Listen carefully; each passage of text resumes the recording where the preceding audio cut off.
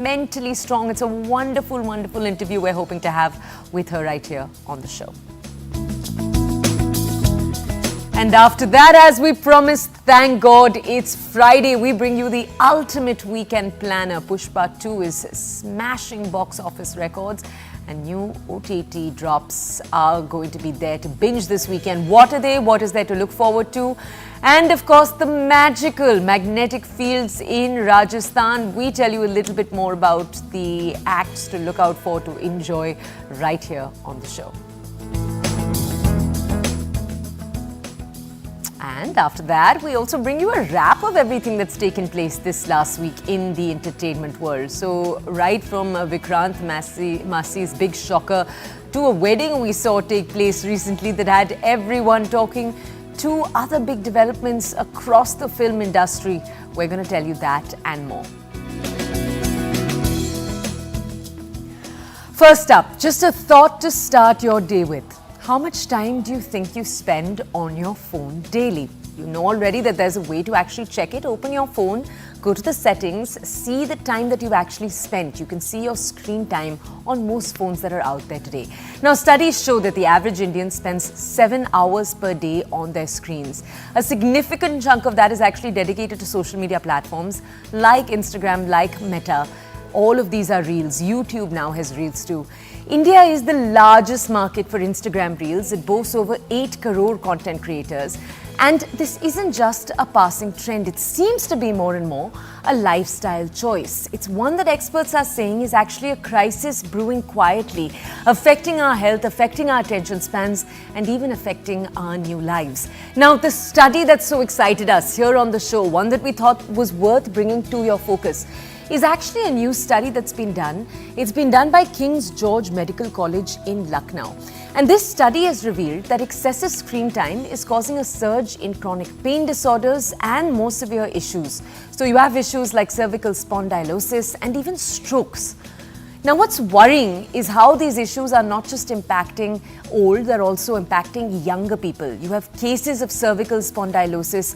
It's risen sharply, and we'll just show you the numbers. You have the 15 to 30 age group, a demographic that is untouched by such ailments usually. 80% of teens are reporting experiences neck or back pain linked to extended screen use. You have Dr. Anil Gupta. He actually led this entire study, and he warns that continuous use of mobile phones and laptops is disrupting blood circulation in the neck, in the shoulders and the back, and that it mimics the symptoms of other chronic diseases. Then, of course, there's the issue of Instagram Reels. Quick, engaging, addictive. Studies show that children addicted to short-form content now, that number has increased, and children who are addicted, their attention span has actually fallen. Remember, we often talk about goldfish memory, and you see that happening in real time now. Attention spans have fallen from 12 seconds, which is where they stood 2 decades ago, to 8 seconds. India's real economy is booming. 8 crore content creators are trying to monetize on their creativity. But here too, you have negative news. Less than 1% of creators, those with over 10 lakh followers, are actually making significant incomes. Why are we focusing on that? Because often the justification given is, let me build on Reels, maybe one day I can take money out of it. But the numbers actually show that it's a very, very small percentage that is actually being able to make Reels profitable for themselves. So how do we navigate this entire conversation? To tell you more, we have 2 experts joining us here on the show. We have counseling psychologist Sohini Roda, who's with us. We also have with us Kumar Bagrodia. He's a neuroscientist. He's the founder of HAIL and Neuraleap, both. And he's with us here to share with us more of what his research has found. Let's go over first to Sohini to understand a little bit more. Sohini, we shared those numbers with our audiences. Can you just tell our audiences, Sohini, first up, this has become a very prevalent topic on social media, one that we actually discuss a lot. And today, no one doesn't know the ill effects of social media. It's something we talk about again and again. We say social media aapke liye bad hai, Reels, overusing it is bad. At the same time, so many of us have just last night spent hours addicted, stuck to our phones. So many of us, if we pick up our phones and look at our screen time, are going to find horrifying numbers. So how do you see this? Do you think that everything we're saying is not reaching through to viewers, to people? I myself am guilty of this. What do you feel is the issue here? I feel doom scrolling. First of all, reels come with a very short span and they're giving you a constant hit, right? So you're seeing something, you're being rewarded, you're being emotionally rewarded and intellectually rewarded. So you're constantly getting a dopamine hit. And it's coming to you in very, very short cycles. So you're in this addictive loop because of the constant hit of dopamine. It's very exciting, the content is short, it's quick, and it's done again and again and again. And it is stimulating different centers because every few seconds it's changing. So it's emotionally stimulating you, it's intellectually stimulating you, and it keeps you very, very hooked. So I think that is the primary problem here. Sohini, thank you for giving us that analysis. And let me just warn you and Kumar both, in a few minutes from now, we're going to ask you what your screen time is. So we're actually going to ask you to check in a second. But Kumar, if we could come over to you next. You're a neuroscientist, and something that you look at is actually the physical manifestation. So very similar to what this study is looking at, you also look at in your own studies. What have you found? So, if I would divide this into two parts, one is the social media content, and the second part is the physical ramifications of slouching. Now, whilst pain, cervical pain, could be an easy ramification, and because it's painful, you notice it. But here are some of the other issues. So, one, slouching leads to major problems with your digestive system. So, acidity, reflux, indigestion. Secondly, it messes around with your oxygenation. You're not getting good quality oxygen for your brain and for your cardiovascular system. So your resting heart rate can be higher. It leads to complications with higher risk of hypertension, that's high blood pressure, cardiovascular issues, and mental health. Now, one of the things to remember is, even if you're slouching and it's not social media, you might be doing office work or your business on your phone for several hours a day. But if you're slouching, forget about the content that's being consumed. The physical ramification will be that you will be more prone to anxiety, depression, low moods, feeling of negativity, feeling of despondence. These are all proven facts. So before people start deriding just the content, it's important to understand the postural impact on your brain and mental health. And of course, the impact of the content, we all know, and I'm happy to share more light on it. So, Kumar, if I could just stay with you for a second, I just want to understand what are changes you can make then that you're implying. So, are you essentially saying that if one doesn't spend 6 hours, they instead spend 1 hour, then using the social media is not so bad. It's just using it in the correct way. So shorter amounts, for example, with the right posture, that's enough. Is that essentially what you're saying? Well, not just social media. Like I said, correcting your posture. So if you are using social media, like every good thing, don't overdo it. Don't abuse it, right? So there are good things on social media. You can get great technical content, motivational content from across the world, people who would not be covered on traditional media and who have great learnings for you. You can access that. But like every good thing, maybe going for a walk, maybe playing a sport, maybe swimming, anything, you can't overdo it. So as long as you do it in bits and pieces and understanding that not all the content that you see is real, right? Not all the content is what people's real lives are. You're getting really just the best snapshots and the best moments, the highlights of their life, what they want to project. As long as you're mindful about what you're consuming, I don't think that itself is a problem. Don't overdo it and use it correctly. I just want to ask, Sohini, I want to ask you this though. If you take a look at COVID and the numbers that came out of COVID, younger girls in particular were very, very affected. Their mental health was very affected by social media. And I say COVID because it's a time where all our social media usage increased. I just want to ask you, it's easy for us to say, to limit your usage, but clearly despite giving that message, it's not reaching home, and that's perhaps because of the addictive nature of the medium. Before you know it, you've suddenly spent an hour, 2 hours. Everyone knows it's bad for you. So I want to ask you, Sohini, what is the advice you give your clients, especially your younger clients? Because it's one thing to tell them, don't let this affect you. But practice-wise, what do you tell them so that they actually make it a reality? So the first thing I like to help them understand is what is the intent behind the usage. Be very intentional about your social media usage. So your young girls will come up with different excuses on what their intent is. Then we break it down to how helpful it is to them. Going beyond understanding your why and the intent, now we come up with practical solutions, right?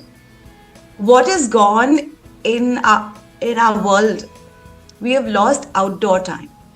So children, instead of playing sport, going out with friends, going out for a coffee, are now socializing through the internet, through social media. They are very aware of each other's lives through Instagram stories and posts. So this is what kind of locks you down to the screen. So the intent is to practically take practical actions to break this format that we are stuck in. So I always advise them to join classes, play sport, go out and meet your friends. Make sure your evenings are outdoors. Go for a walk, breathe, do mindfulness activities like breath work, grounding activities, engage in hobbies.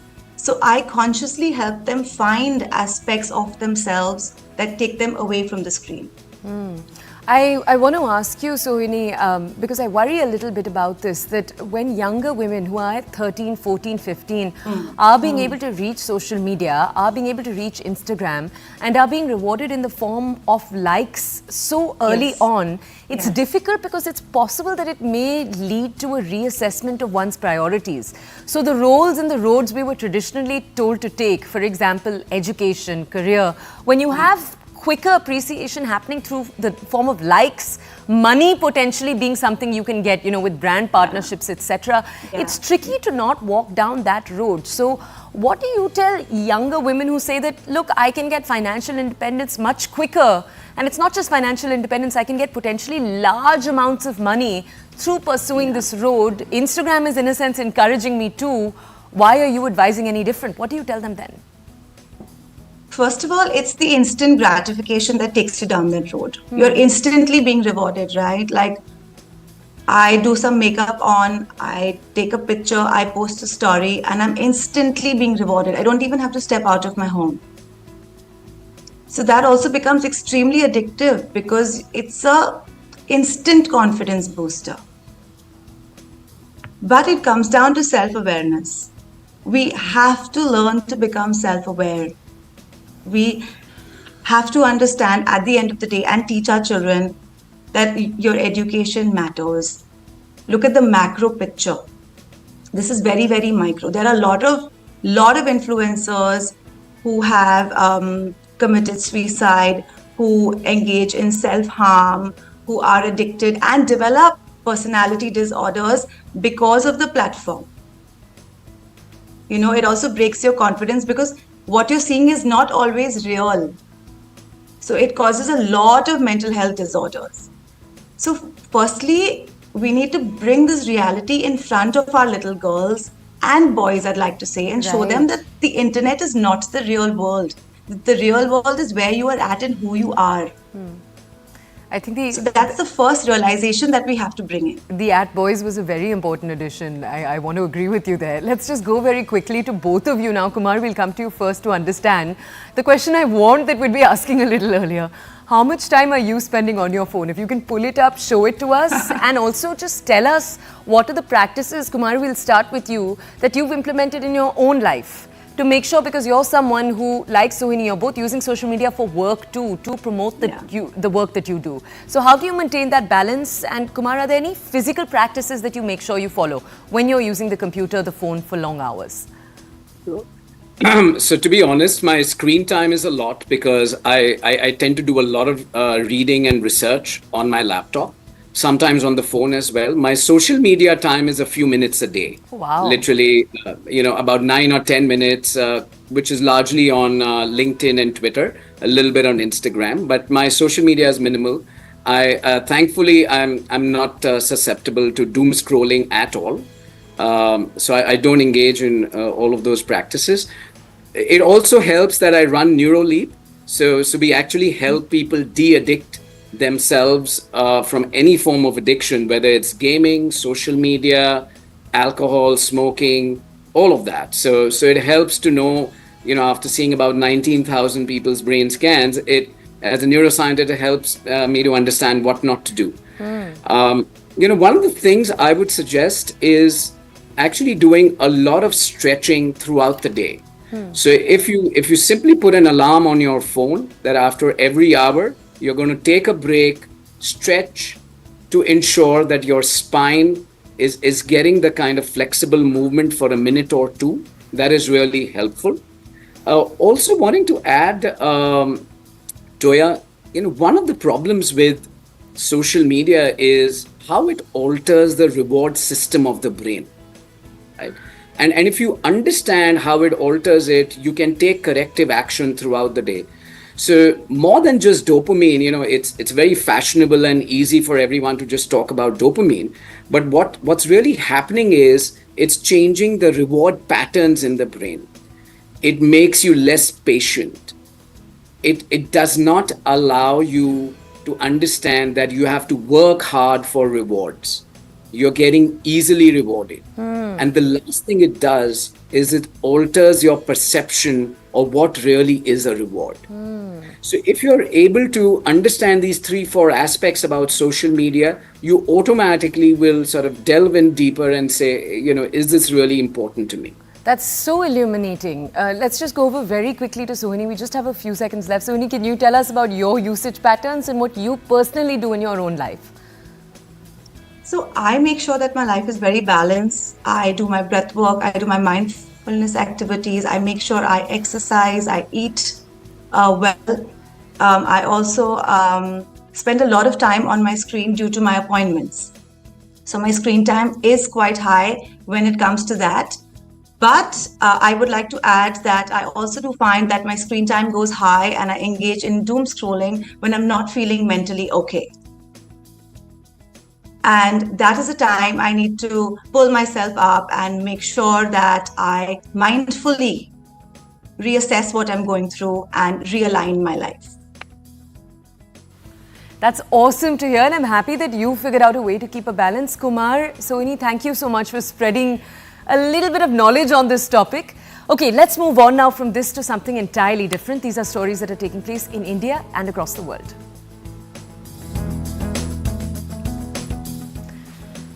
All right, we're taking you first to a statement in the Parliament. We're learning that around 1.45 crore registrations have been done. 6.34 lakh installations were completed under the Prime Minister Surya Ghar Muft Bijli Yojana. The program is aimed at achieving 1 crore rooftop solar installations in the residential sector by fiscal year 2027 with an allocated budget of 75,021 crores.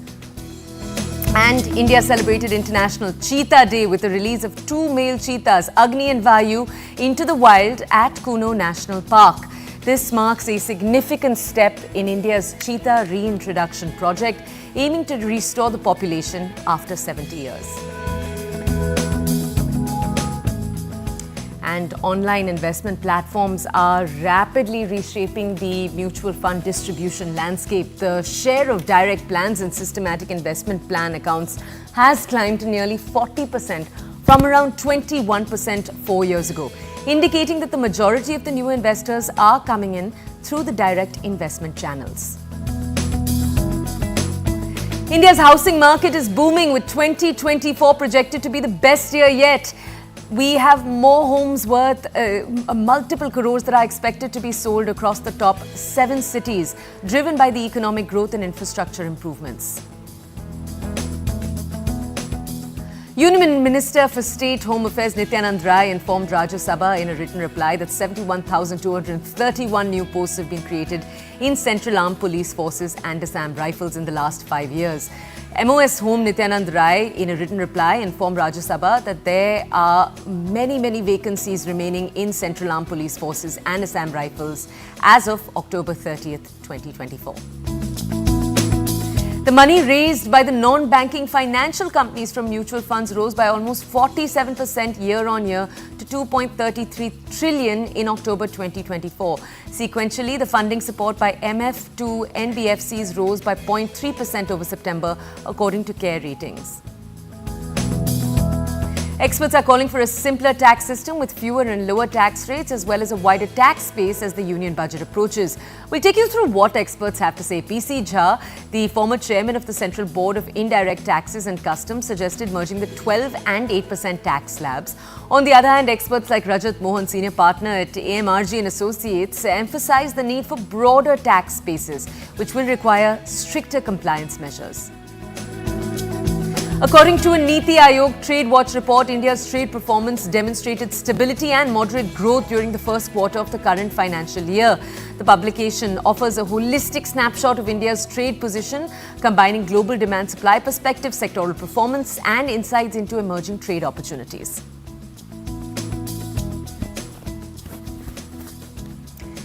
We're heading into a short break. On the other side, we have such an exciting conversation for you. She's the unstoppable force who's dominated the industry for more than 2 decades. And she's with us this morning on The Breakfast Club. Karishma Tanna joining us for an entire conversation. We'll see you in just a few minutes.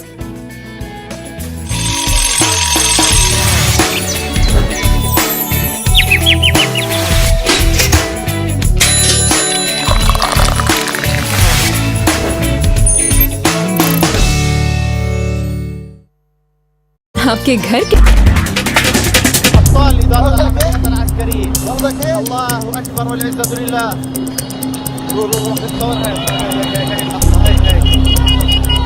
حقل الصف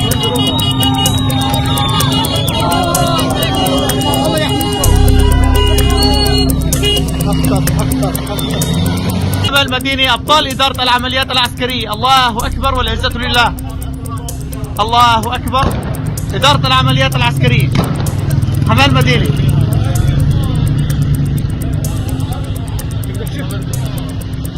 الله أكبر. إيش الوضع يا أبو هريرة؟ وين نحن بوسط حماة. الله أكبر والعزة لله. الطاب. بسم الله الرحمن الرحيم. أبشركم إخواني أن إخوانكم المجاهدون الثوار قد بدأوا بالدخول إلى مدينة حماة لتطهير ذاك الجرح الذي استمر في سوريا لمدة 40 عاما. أسأل الله عز وجل أن يكون فتحا لا ثأر فيه، بل فتحا كله رحمة ومودة، والحمد لله رب العالمين. يلا بسم الله.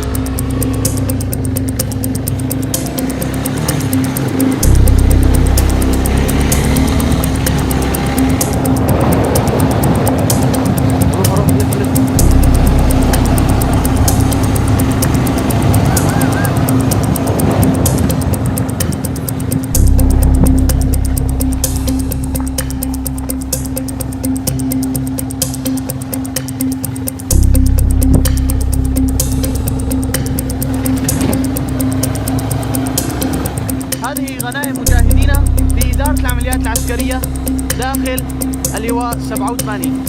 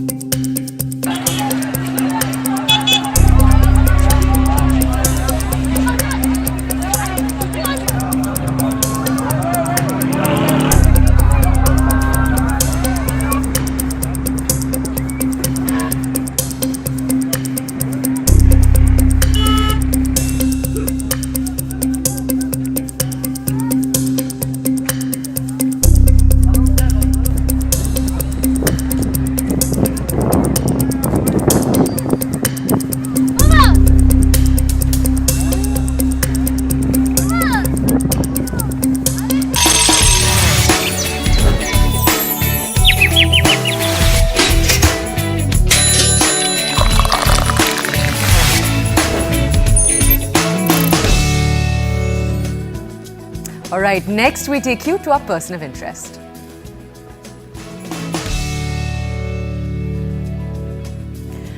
She's the unstoppable force who's ruled hearts and screens for over 2 decades. She's unabashedly herself and has always been fearless, and that's exactly why we love her. Our person of interest today is Karishma Tanna, and we'll hear about it all, right from her start in Kyunki Saas Bhi Kabhi Bahu Thi to being a reality TV star in Bigg Boss, to her role very recently as the fearless Jagruti in a newsroom like ours in Scoop.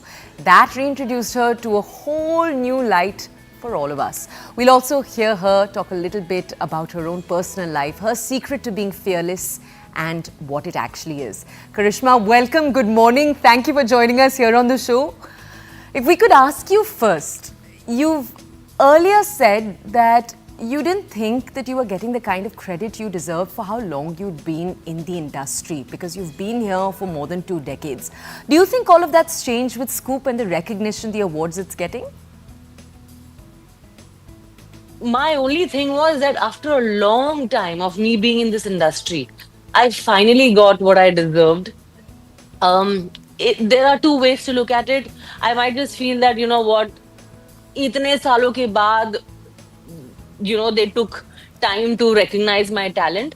Or I can be positive and I say that, okay, fine, at least I got it. At least I got the appreciation. There are a lot of people waiting, wanting to get their due, and I feel finally I've got it. Hansen sir saw that talent, that hunger, that passion in me, and he gave it to me. And one chance I got in so many years of my career span, and I proved it.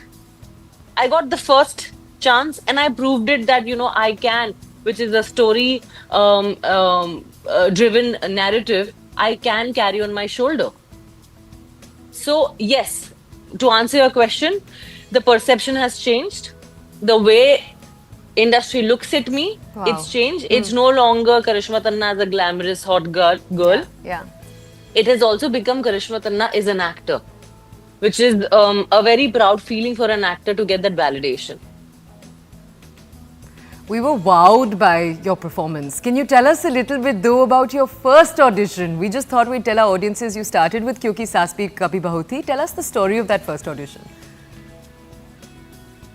Of course I do. I was a disaster. That's why I remember.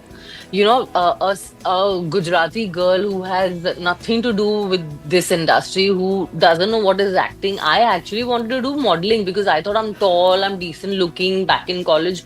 Modeling karungi. Little filmy kida I had, but I couldn't place it at that time at 17 that, I want to become an actor, actress and all that. So I didn't know. But then when I clicked those pictures, those amateur pictures, and I started distributing, I got a call from Balaji because they were doing that leap, that Tulsi and the entire family was taking a leap. So the younger generation was coming, and I was only 17 back then. So I went for the audition. They are like, we are casting you for a comedy, like a funny character and all that. So this is the script. And I'm like, I don't know how to act, but I just acted because, again, with lines, you understand it's a funny role.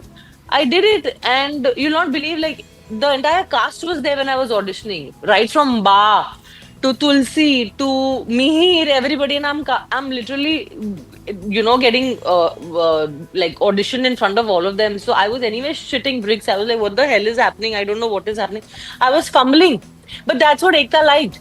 She's fumbling. No, I like that. She's at least confident. आपने reality TV भी किया है, and we don't often talk about the kind of mental strength being in front of people 24/7 with something like Bigg Boss actually needs. Can you tell us a little bit about how you stayed that strong? I would give the credit to my childhood. I came from a Gujarati background where women were not that strong. That gave me strength that, I have to become strong. I have to become independent. I have to have my own opinions in life. And that's how the world is, unfortunately, fortunately. It worked for me. And I used to see my mother, I used to see my sister and everybody in my house to be this demure housewives, not having opinions and all that. And that kind of disturbed me. I'm like, this is not my personality, and I'm not gonna not have my opinions and not speak my mind. That gave me strength in a good way. I would take it everything very positively. Because of that, I became a stronger human being. And with that struggle, it gave me the power to be myself in reality shows. So I got a lot of trolling also, that she is too opinionated and she's too strong a personality. We are not used to it and all that. I just say one thing: if you don't have your mind, you'll not speak. If you have a mind, you will speak. I love that. Okay, Karishma, we're going to ask you a little bit about your personal life for a second now. You live with your mother. And I have to ask you, mums, living with mothers can be such a lovely experience. You have someone to love you all the time. But sometimes there's also a lot of advice coming in from them. So what's the secret to your relationship, keeping it peaceful, keeping it lovely? See, as you just said, that they give you too much advice. The secret behind my relationship with my mother is she doesn't give me too many advices. So that's very good for me. Because she's a woman of few words. Hardly, I have to literally put words in her mouth. I have to tell her, Mama, speak up. She doesn't speak at all. She's a very introvert, shy kind of a personality. Maybe that works because I'm opposite of her. If we both were like, yeah, yeah, yeah, yeah, yep, yep, yep, then nothing, nobody could have heard anything. So yeah, I mean, what I get from my mother is the patience what she has, the power of taking all the struggles and yet becoming a powerful woman. And what she couldn't do in her life, she gave that power to her daughter. She supported me then when nobody thought I could, make it in this industry. They are like, you can do whatever you want to, but not this industry. Because back then it was like, acha, film industry mein aana hai. So, it was that kind of a thought process back then. But my mother is like, at least she has a mind, at least she knows what she wants to do, and I'm gonna support her. And she took me everywhere, wherever I had auditions, look tests. She used to come with me. We used to go travel in train because I used to live in South Bombay back then. So we used to go in trains, odd hours, rickshaws, all that, which I love. As I'm saying that I know my roots, I know my struggle, and I love it. Karishma, a bit of a, again, change of topic, but our newsroom, we came to know we were interviewing you, and one of our colleagues is particularly tall, and she asked us that, do you have advice for fellow tall girls when it comes to fashion? Because your filmfare look, we're just showing it to our audiences right now, it was really, really talked about. What's your advice? Oh yeah. First of all, be very confident that you're tall. Initially, I used to lie about my height. I'm 5'10", and I used to say I'm 5'8", I'm 5'8", I'm 5'8", because I used to think nobody will stand next to me, nobody will give me work. Sare actors छोटे हैं इस industry में, short है, so I'll not get work. But then later I understood that this is your asset, this is your power. You can stand tall. How many girls are tall in this industry or in India? Please tell me. Hardly. So this is an asset you have. So please wear it with confidence. And yeah, I mean, if you want to wear heels, please, wear heels and step out and be confident. If you're confident, even shorter guys will date you, trust me. So yeah, I mean, also now with tall girls, you can experiment a lot, I feel, with clothes, with fashion. In GQ, I wore like a long trench coat, and it was still longer. Imagine. So with my height, it was longer. So a short girl can't carry it. So there are disadvantages and advantages, I would say, but more of advantages. So just be very, very confident. Just tell your colleague that. Tell us, Karishma, before we let you go, we want to understand one or two things. Who's a strong woman, a dream role that you have, that you still want to play? Yeah, I would love to play Rekha ma'am, She's extremely strong, poised, confident, pretty, not shaken by this industry, and I just feel that she's extremely well spoken also, So I would love to play something on the lines of Khoon Bhari Maang. I've been telling this to everybody. I'm manifesting also. I want to play that demure, underconfident with her looks character. And then because someone's done wrong, after being nice to somebody, that person has taken advantage and, misused her. And then literally that situation happens when someone wanted to kill her, and then God has given her the power to come back, and then she comes with a vengeance. Oh my God, I would love to play that. Okay, lastly, because this is the Breakfast Club, we have to ask you, what's your morning ritual? What do you do to stay centered, to stay grateful? So yes, initially, I used to just wake up, just thank God, and I used to just move on with my life. But as you grow old, na Toya, you realize that you need to appreciate your life, appreciate the life you have, appreciate people around you, and acknowledge them. Just be grateful and have a lot of gratitude. This I've understood with time and with a lot of experience. So now what I do is, yes, everybody says that don't use mobile phone in the morning and all that. That is given. You must not. That also came to me with lot of patience. First thing I used to, and I was like, I know this, but I still want to use my phone. I used to do that. कि सबको पता है कि सबसे पहले phone नहीं use करना है, पर सबको करना है, because that's the power of social media. For some reason you want to grab it and you want to see what's happening, with that one eye shut also. But now I have consciously started making an effort to not pick that phone up for good 10-15 minutes, and just have a lot of gratitude and gratefulness towards universe, towards God, towards people around us, to realize that thank you God for giving me one more day to live. We take our lives so casually, I feel. We take everything what we have around us so casually. I always think about somebody who is struggling, who's below me, who wants this life what I'm leading.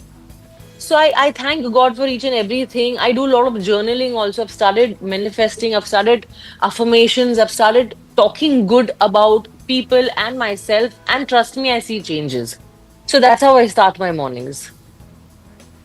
What a lovely answer. Karishma, thank you for joining us early in the morning. Thank you for giving us this positive start. We're going to head into a quick break. On the other side, of course, the Breakfast Club is returning. And this time we return with what you can do through the weekend. We'll see you in just a few minutes.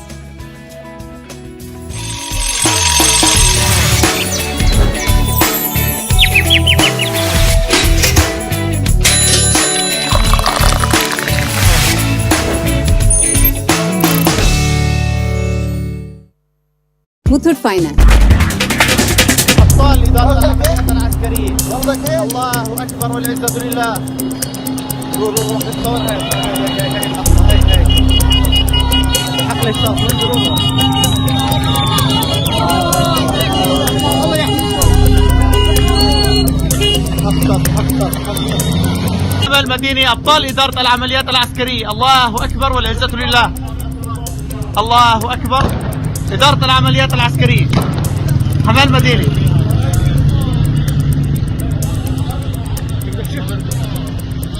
الله أكبر. إيش الوضع يا أبو هريرة؟ وين نحن؟ نحن بوسط حماة.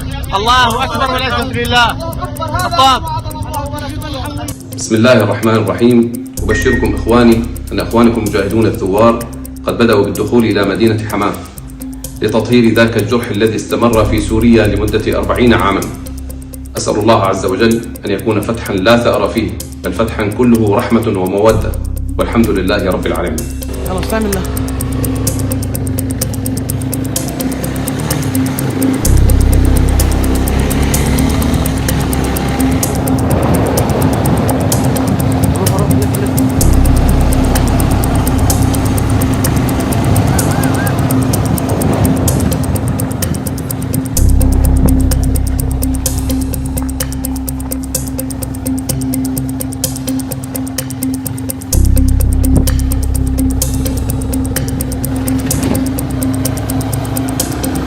هذه غنائم مجاهدينا في إدارة العمليات العسكرية داخل اللواء 87.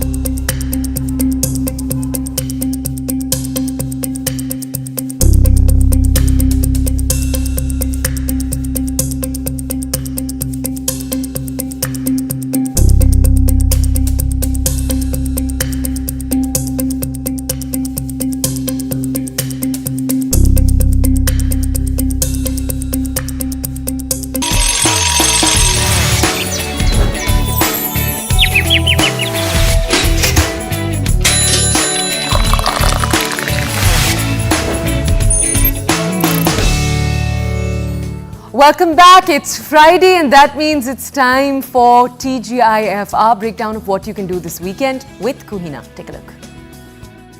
Thank God it's Friday, viewers. I am here, you are here, and the weekend's knocking at the door. So let's make it count. Now, where do I even start from? Oh wait, I exactly know where to begin from.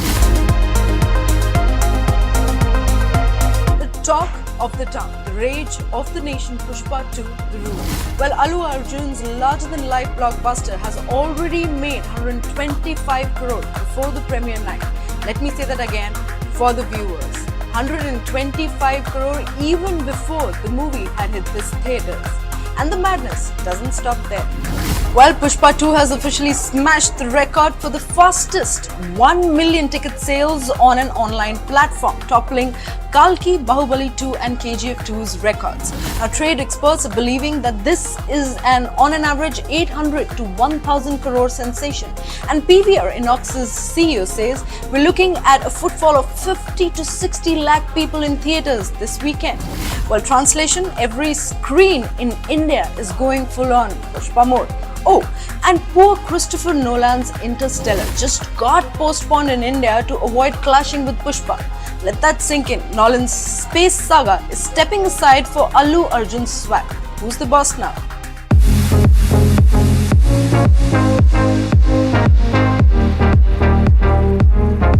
Well, viewers, OTT platforms are also dropping bombs this weekend. There's a lot worth binging. First, Jigra hits Netflix on 6th of December. Alia Bhatt stars as a fierce sister doing whatever it takes to protect her brother. Heartstrings, anybody? Consider them tugged this time. Because then there's Wiki's Vidya Ka Wo Wala Video, a couple on a mission to recover their private CD. Rajkumar Rao and Tripti Dimri are leading this laugh ride, which lands on Netflix on 6th December again. Warning, keep your popcorns handy. And thriller fans, time for you to rejoice too, because Tanav season is back on Sony Live. With intense drama, you'll be glued to your screens, and it's also dropping on 6th of December. So clear your schedule and thank me later. Well, music and party enthusiasts, listen up, because the Magnetic Fields Festival is making its grand return, starting from today till the 8th of December at the breathtaking Alisar Mahal in Rajasthan. Celebrating 10 incredible editions, this year's theme, Unified Field, pays tribute to the vibrant community that's made it a cultural icon since 2013. With fresh collaborations, boundary-pushing ideas, and a stellar lineup, this promises to be the most magical edition yet. Well, last but not the least, Delhi NCR folks, listen up. If laughter's your love language, head to the Talkatora Stadium this weekend, because Gaurav Gupta, also known as Being Bania, is performing live, and trust me, his stand-up is the kind of comedy gold we all need right now. Delhi walo, don't miss this one. Well, that's from me, Kuhina Sharma, your certified Friday fairy. Remember, the weekend is your stage, so go out there and own it. Okay, that was what to do with your weekend. But now, everything that took place in the last week, Shoshas Titas, brings us this week's biggest headlines in the world of glitz, glamour and scandal. Take a look. It's another Friday and we are back to fill you in on the entertainment highlights of the week.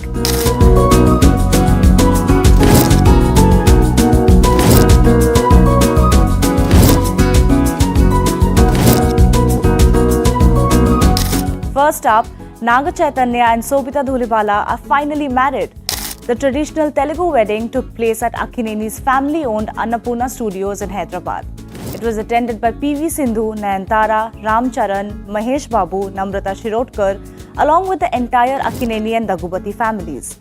Chaitanya and Sobhita developed a friendship in 2022 when she was in Hyderabad to promote her film Major. Chaitanya was earlier married to Samantha Ruth Prabhu, and the duo got divorced in 2021. Vikrant Massey left his fans stunned as he took to social media to announce his retirement from acting.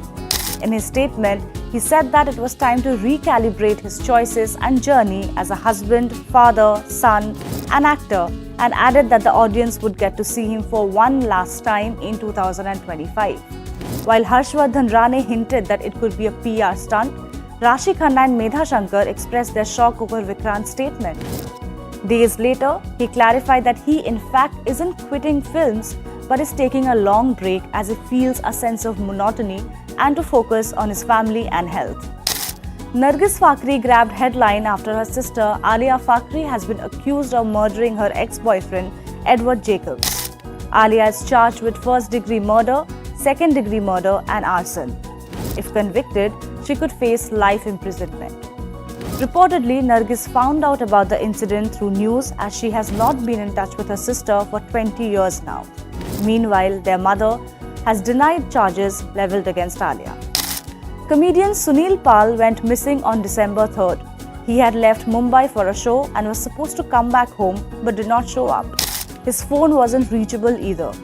After waiting for hours, his wife reached the Santa Cruz police station in Mumbai, filing a missing persons complaint. A day later, however, he returned home. But his wife claimed that he was kidnapped and added that he would share details about the same soon. Sunil has already given his statement to the police about the kidnapper. Dua Lipa performed to a mashup of Levitating and Wo Ladki Jo from Shah Rukh Khan's starrer Badshah at a Mumbai concert recently that went viral in no time. While it left the Bollywood superstar's fans elated about his star power, it didn't sit well with Abhijit Bhattacharya's son Jay, who took to social media and rued how his father wasn't given enough credit for it. Anu Malik, the composer of the song, however, told us that he feels honored to have the international music sensation perform to his number and give it a global recognition. At the same time, he wondered how they got the rights of the song from the music label. Well, that's all for this week. Stay tuned for more updates. Okay, and quickly, this will be incomplete without us telling you all of the updates from the cricketing world as the second test of the ongoing 5-match series between India and Australia is set to start today itself. Indian captain Rohit Sharma, who missed the first test in Perth, this was obviously due to a delayed arrival in Australia.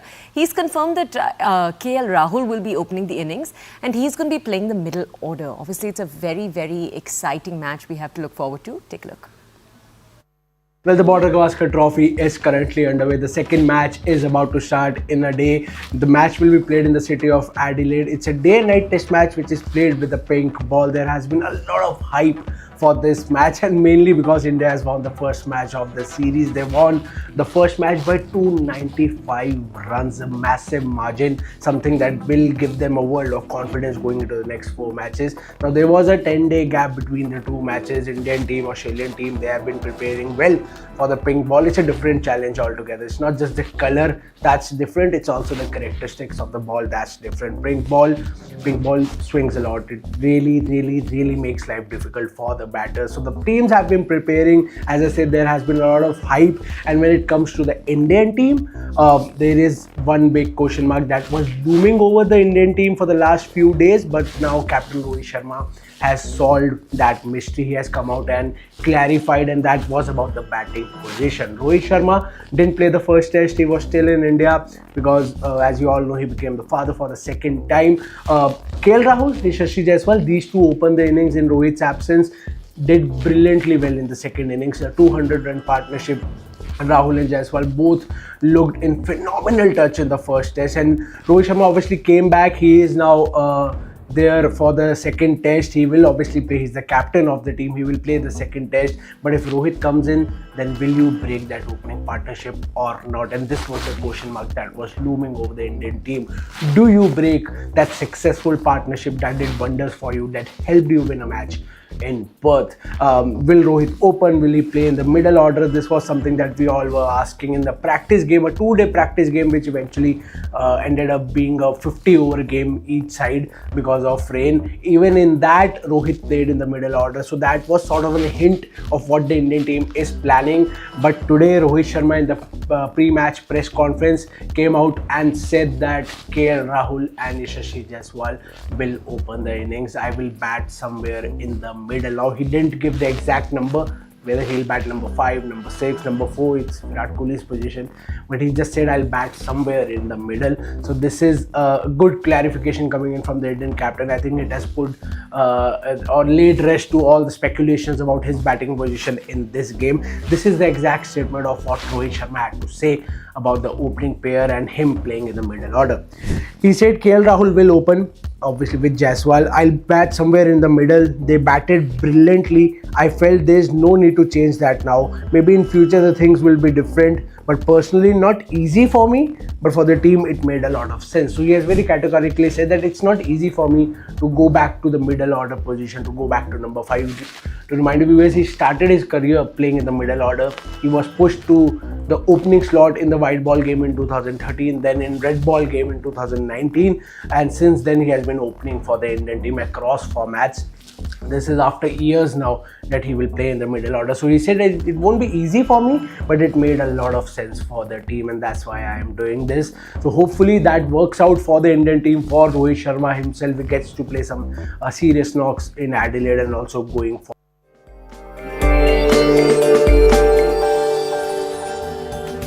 Next, we bring you a section on financial markets powered by Money Control Pro, Money Control's premium destination for investing and business insights. Let's take a look first at markets, where GIFT Nifty trends are indicating a flat to positive start for Indian equities today. RBI monetary policy outcome is expected later today, and that's essentially going to be dictating the market. The consensus, though, is of a status quo on rates, but liquidity measures can possibly be announced. Now, Asian shares are down in early trade. This is amid caution ahead of the US jobs data that is going to be coming out later. US stock indices ended down as sentiment has turned wary ahead of this very same data. Oil prices are easing on weak demand concerns. Gold is down amid a firm dollar.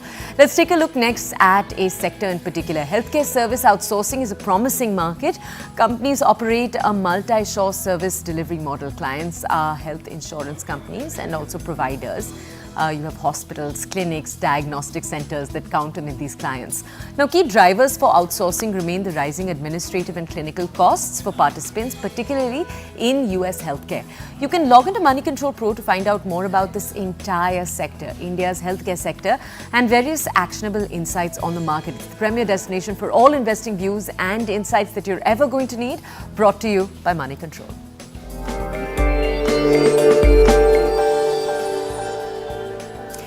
And with that, we are bringing the Breakfast Club to a close. We hope that you've enjoyed this week, the interviews, the conversations, some of the debates that we've brought you right here on the show.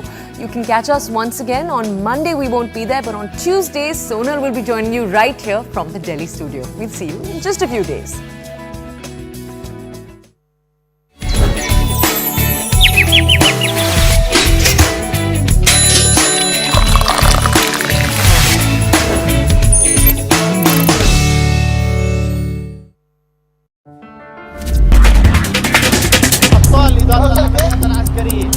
الله اكبر والعزه لله. روح الصور حق الصوت وين الله يحميكم. المدينة ابطال اداره العمليات العسكريه. الله اكبر والعزه لله. الله اكبر. اداره العمليات العسكريه حمال المدينه.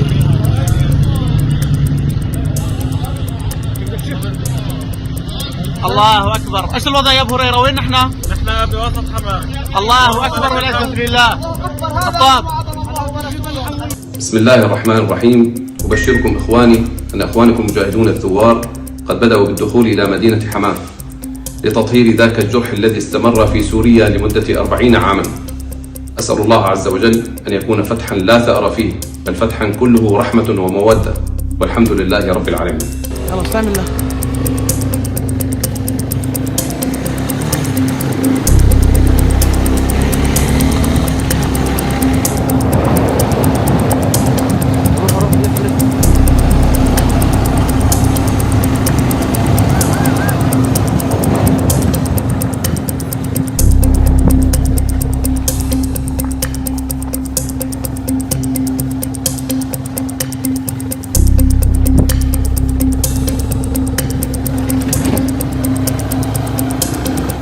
هذه غنائم مجاهدينا في إدارة العمليات العسكرية داخل اللواء 87.